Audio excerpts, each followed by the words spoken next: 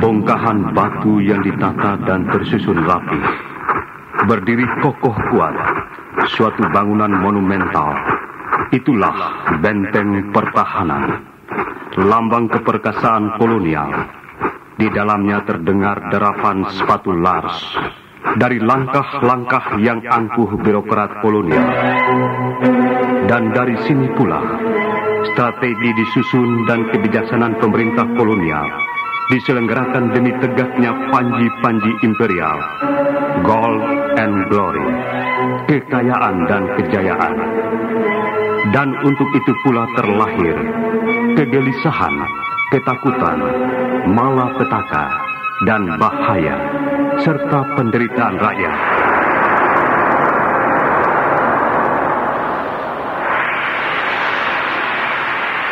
Kerja rodi atau paksa, blasting, pajak, ditentukan, dan khusus bagi rakyat Maluku. Pelayaran Hongi dengan armada Arumbai dan kora-kora pertanda suatu bencana. Cengkeh dan pala, lambang kemakmuran dan kesejahteraan rakyat di bumi hanguskan.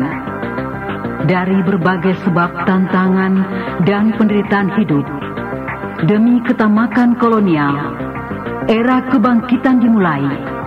Rasa harga diri dan semangat pantang menyerah mulai dikobarkan.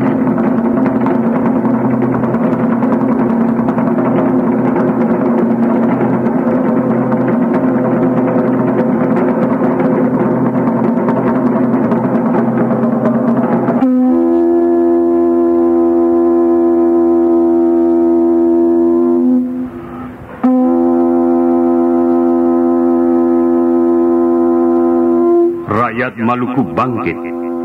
Deru Tifat Caku di negeri berkumandang. Pertanda perang rakyat dimulai di bawah kepemimpinan Thomas Matulesi, seorang putra Maluku yang ahli perang dan bekas soldadu Inggris. Dia Thomas Matulesi alias Kapitan Patimura. Tanggal 14 Mei 1817 di negeri Porto dan Haria, api revolusi disulutkan. Arombai yang merupakan alat transportasi dan komunikasi kolonial yang terisi syarat dengan hasil Maluku dibakar.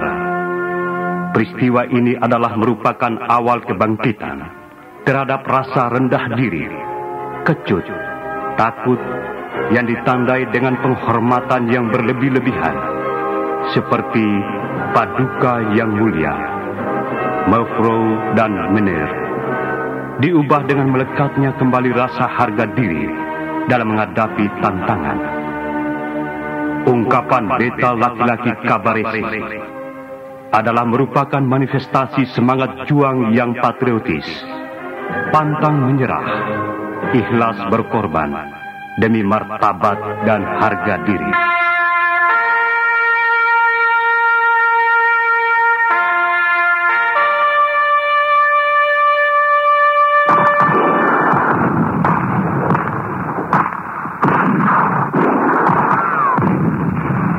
Dari Porto dan Haria, Tifat Caku dibunyikan dan api revolusi diteruskan.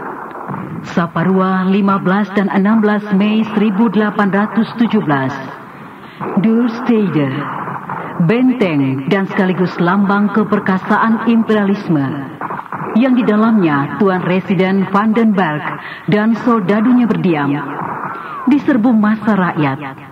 Pertanda awal perjuangan kepahlawanan Kapitan Patimura, si Thomas Matulesi, laki-laki Cabaresi. Seluruh isi benteng diporak-porandakan. Tuan Vandenberg dan soldadunya mati di ujung bambu runcing dan oleh parang salah waktunya rakyat.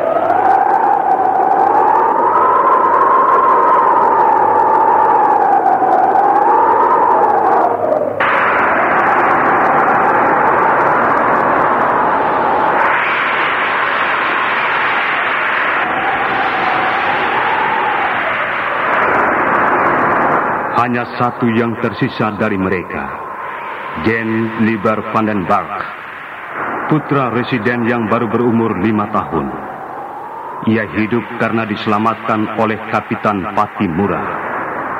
Hidup atau mati adalah merupakan konsekuensi dari suatu peperangan, di mana seharusnya yang menjadi tumbal atau korbannya adalah mereka yang mengerti perang itu sendiri.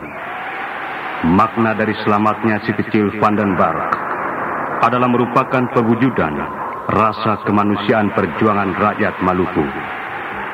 Kolonial yang senantiasa membanggakan kekuatan dan kemampuannya mengantisipasi perlawanan rakyat dengan mengirimkan sebuah armada yang terdiri atas 300 prajurit terlatih, diperlengkapi dengan senjata yang lebih modern, yakni meriam-meriam kecil.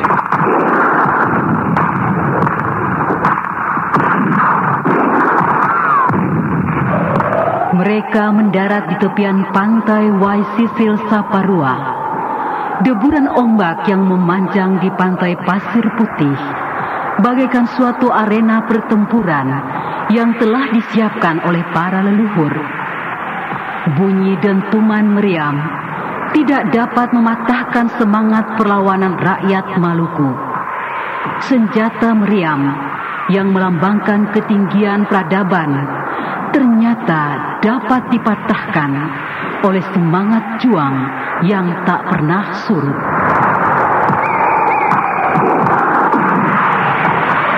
Sebuah tragedi lagi bagi kolonial. Mayor Beches dan sebagian besar prajuritnya mati di tangan rakyat. Yang tersisa dari mereka, 30 orang menyelamatkan diri dan merupakan saksi bagi peristiwa Waissisil. Setelah pertempuran di Waissisil, perlawanan rakyat berlangsung di mana-mana dengan disemangati pepatah negeri, potong di kuku rasa di dada. Di samping untuk meningkatkan tekanan terhadap Belanda, juga untuk mewujudkan rasa kebersamaan, tidak hanya oleh ikatan darah serta hubungan kekerabatan, tetapi bersifat lebih luas dan memasyarakat. Sebab dilandasi oleh penderitaan dan penindasan kaum kolonial.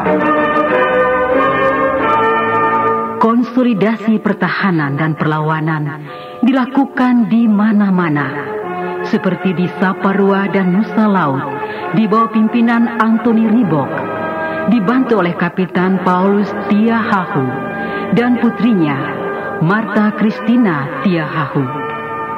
Dari Abubu, Kapitan Lucas Selano, dan dari Nolot, Kapitan Melchior Kesaulia, serta Kapitan Lisa Pali ditugaskan untuk menggempur benteng kolonial Selandia di Pulau Haruku.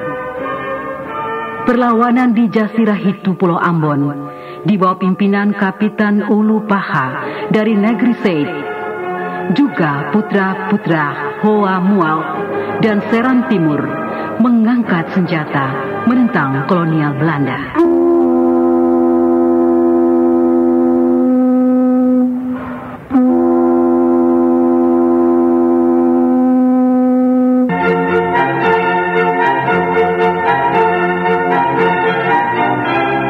Dengan semangat rasa kekeluargaan dan kebersamaan, maka tanggal 26 sampai 29 Mei 1817 yang dihadiri para kapitan, para raja patih, tua-tua adat, saniri negeri dari Saparua, Nusa Laut, berlangsung satu musyawarah yang melahirkan deklarasi Haria, sekaligus memberikan pengakuan dan pengukuhan terhadap Kapitan Patimura sebagai pemimpin dan panglima perang.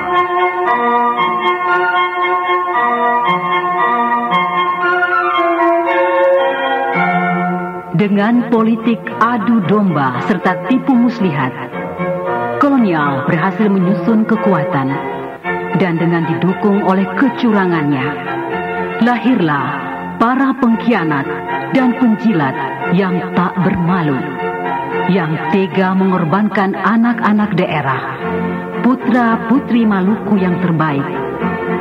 Timbul saling curiga dan ketidakpercayaan di antara sesama pejuang.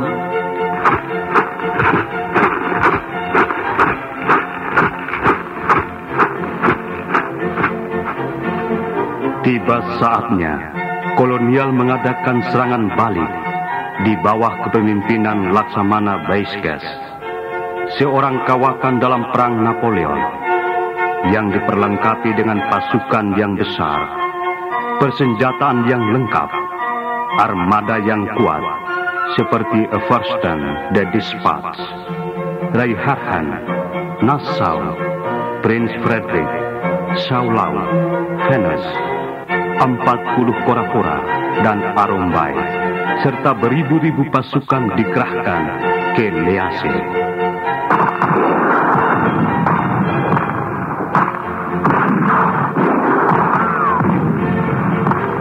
Dentuman meriam terdengar di mana-mana. Negeri-negeri Lease menjadi lautan api, dan dari suatu pertempuran yang tidak seimbang dan kecurangan yang terjadi di kalangan rakyat, akhirnya Thomas Matulesi ditangkap. Rekan seperjuangannya, Paulus Tiahahu dari Abubu Nusa Laut, menjalani hukuman tembak mati di depan benteng Beverwijk di Nusa Laut, disaksikan oleh anaknya, Sri Kandi Martha Christina Tiahahu.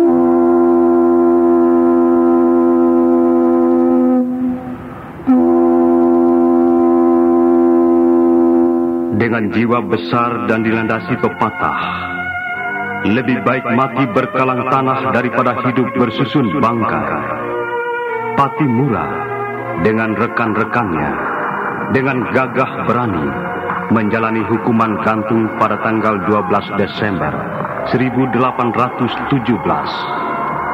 Sedang para pejuang lainnya, termasuk Sri Kandi Martha Christina Tiahahu, diangkut untuk menjalani masa pembuangan ke Jawa. Di atas kapal Eversten, Sri Kandi Martha Christina Tiahahu mogok makan. Pengobatan dan perawatan dokter ditolak, dan dia memilih lebih baik mati daripada diperbudak. Pada tanggal 2 Januari 1818, ia menghembuskan nafasnya yang terakhir, dan jasadnya diserahkan ke Haribaan Laut Banda.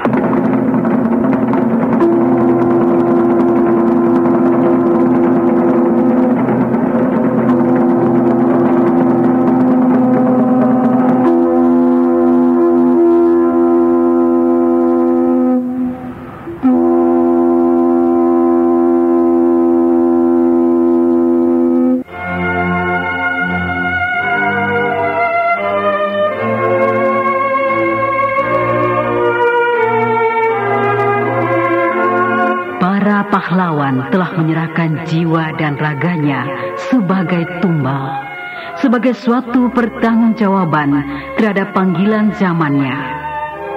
Di atas tiang gantungan, mereka berpesan, teruskan katong punya perjuangan, sampai semua bebas dari penjajahan dan penindasan.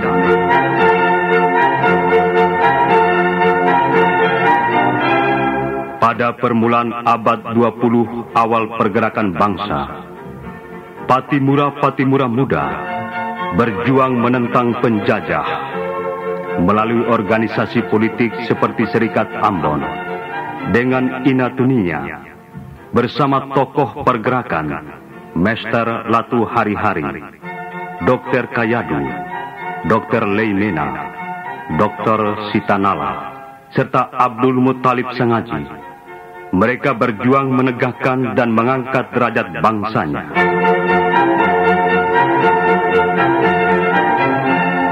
Pada masa pembangunan sekarang ini, di mana terjadi globalisasi dalam seluruh aspek kehidupan, bangsa kita diperhadapkan dengan berbagai tantangan, dekadensi moral, semangat kejuangan yang meluntur, kualitas sumber daya manusia yang harus ditingkatkan, merupakan sekelumit tantangan pembangunan masa kini.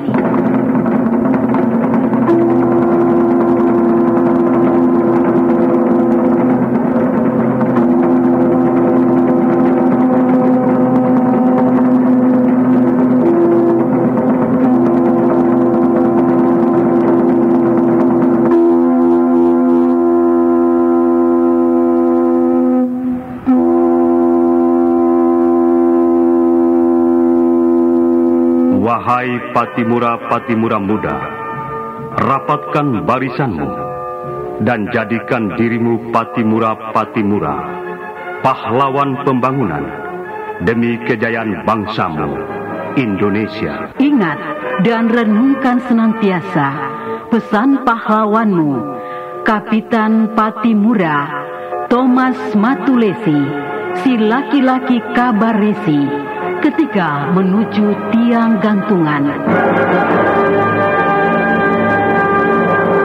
Selamat tinggal tuan-tuan. Beta akan mati, tetapi nanti akan bangkit Patimura-Patimura muda yang akan meneruskan beta punya perjuangan.